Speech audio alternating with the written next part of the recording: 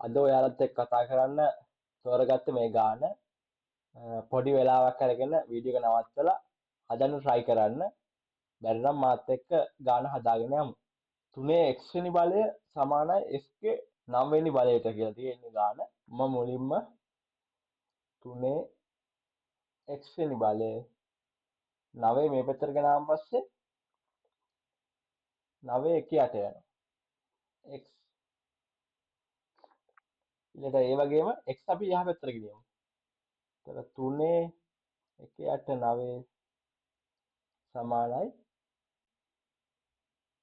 x ගේ 1 යට x.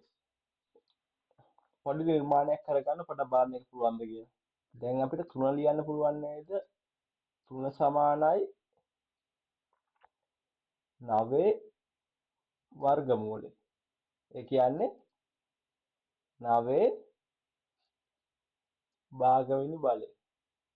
ඒ වගේම 3 ලියන්න පුළුවන්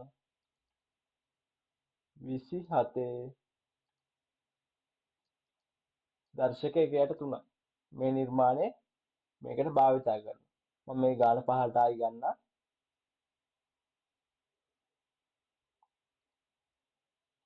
මේ නිර්මාණය ගන්නවා. 27 දර්ශකය 1යට 3. ඒක ගුණ කිරීම එතන 1යට 9ක් තියෙනවනේ. ඒක එහෙමම ලියුවා. සමානයි x ගේ දර්ශක 1යට x. ඊට මේ ටිකම පොඩ්ඩක් සුළු කරගමු. 27 1යට 9 වරක් 3 27යි. ඒ කියන්නේ x ගේ 1යට x. දැන් මේ අනුරූප අවයව ඔක්කොම සමානයි නේද? ඒතර අපිට කියන්න පුළුවන් x සමානයි 27යි. බලන්න තේරුණාද කියලා?